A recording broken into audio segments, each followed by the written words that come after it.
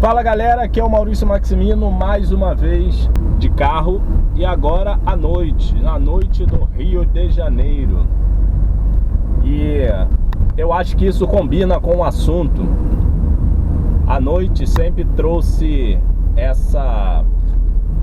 esse mistério para a humanidade, o desconhecido, o obscuro, aquilo que não se pode ver, o oposto da luz. E hoje eu quero falar deles, das deidades, deuses, divindades, essas coisas todas. Como vocês bem sabem, né, eu sou cristão e tal.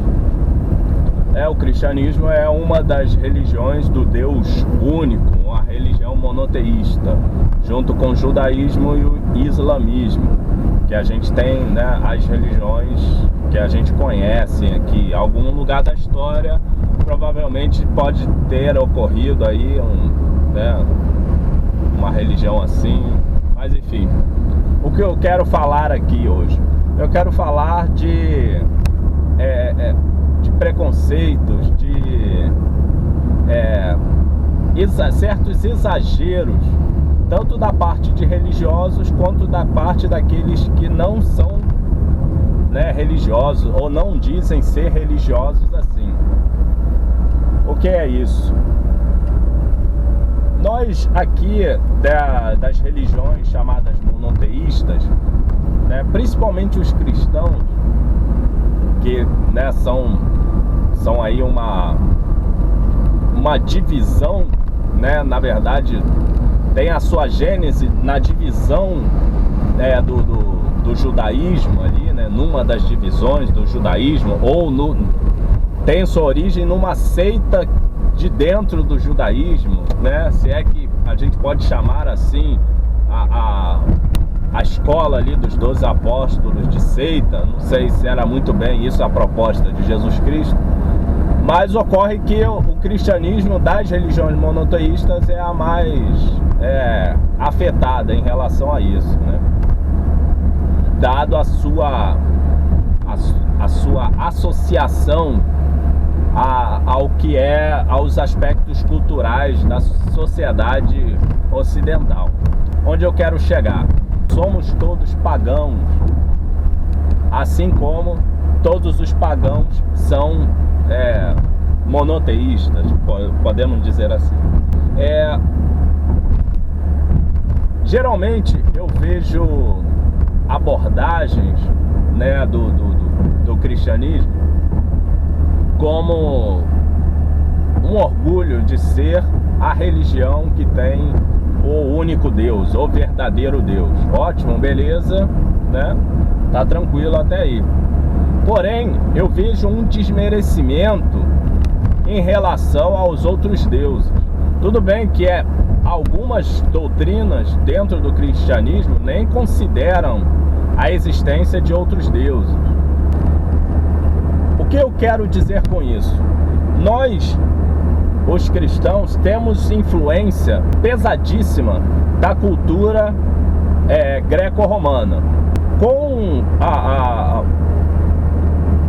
a conversão do imperador romano ao cristianismo, nós tivemos ali uma junção de muitas culturas.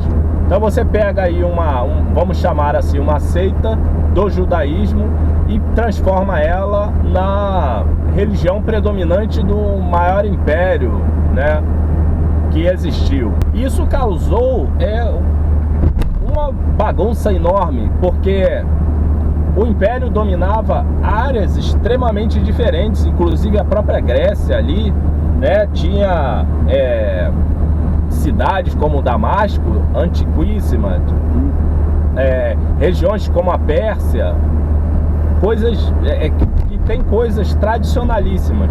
Como que uma religião monoteísta vai chegar nesse lugar e ser recebida? Obviamente com bastante sincretismo.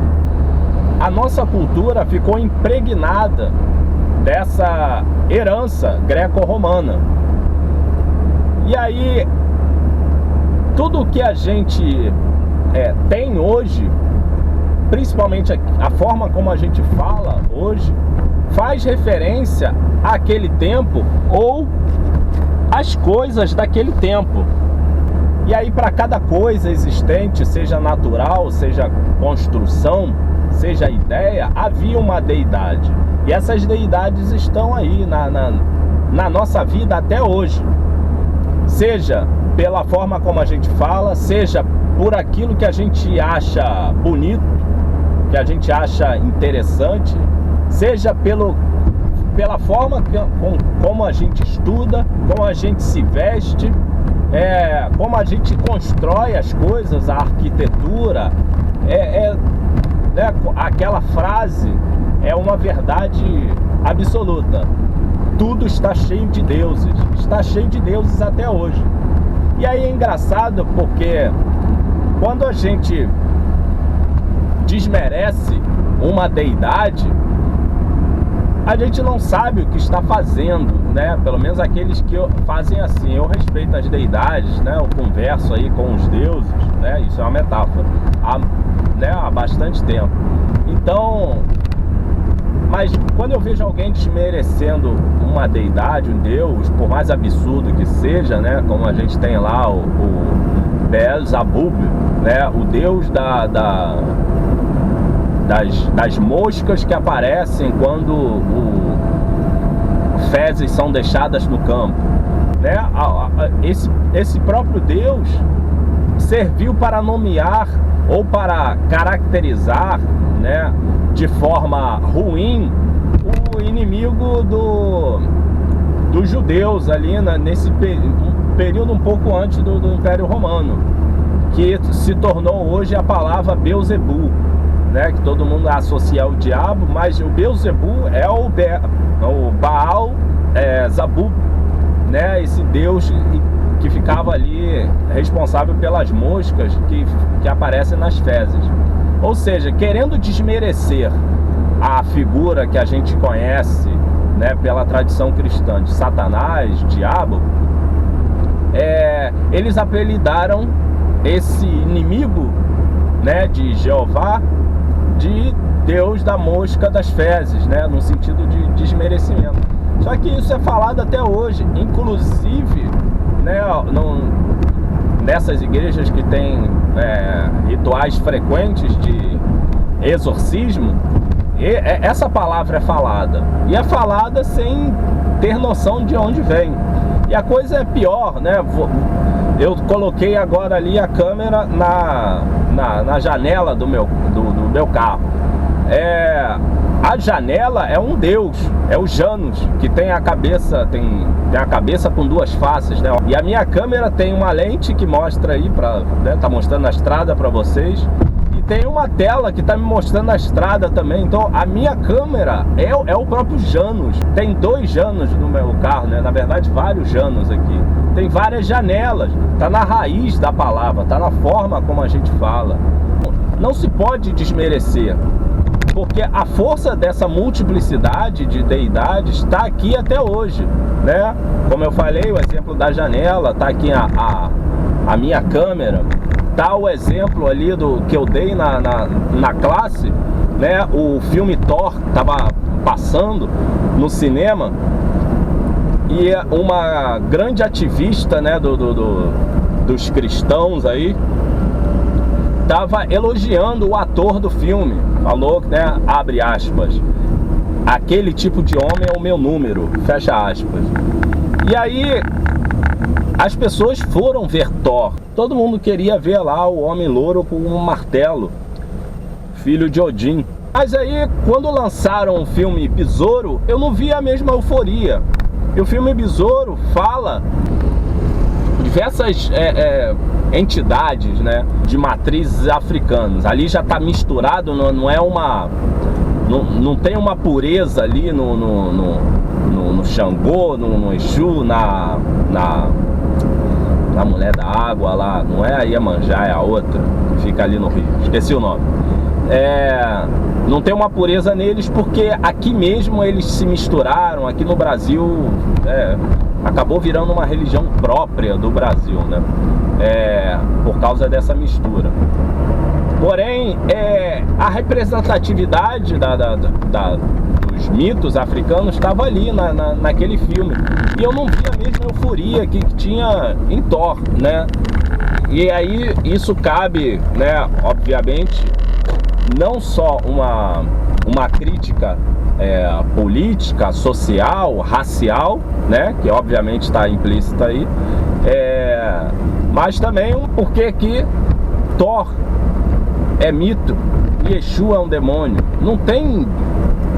Ou você trata os dois iguais, ou então não dá, cara. Esses extremismos são absurdos dentro do cristianismo. Agora, já no lado o lado pagão, ou lado secular, do latim século, das coisas do mundo,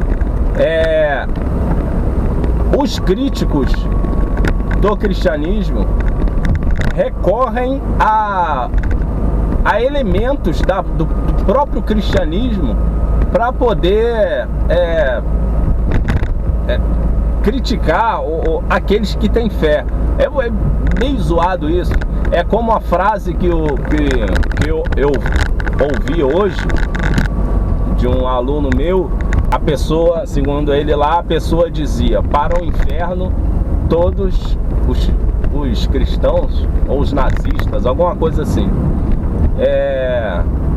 E essa pessoa, ela não crê, né, em Deus nenhum, ela é ateia. Mas olha a referência, tá vendo como é forte dentro do cristianismo a referência do paganismo, e é forte a referência do cristianismo dentro das pessoas dessa sociedade que negam a existência de Deus ou de deuses. A referência é essa, essa referência de justiça pós-morte.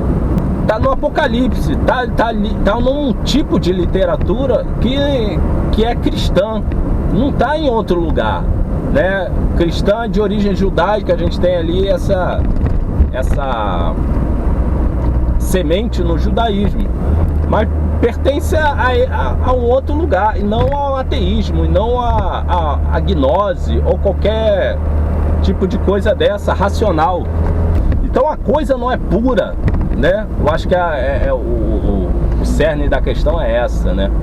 A pureza. A coisa não é pura. O monoteísmo não é puro de outros deuses. Senão a gente teria que fazer uma língua cujas referências seriam todas relacionadas ao Deus. O problema é que o Deus cristão é metafísico, então como é que você vai ter referência, né? Ter a referência de quê? Em quê? Aonde? É bem bizarro. É um resquício desse paganismo que está no mundo de hoje. Então não tem pureza aqui no cristianismo, não tem pureza lá no mundo. Há de se ter respeito pelas coisas. Se você quer chamar alguém de demônio, chama demônio dentro do seu contexto, ou seja, pelo menos coerente com aquilo que simboliza o mal na sua religião. Só assim, mais uma vez, a gente pode ser feliz.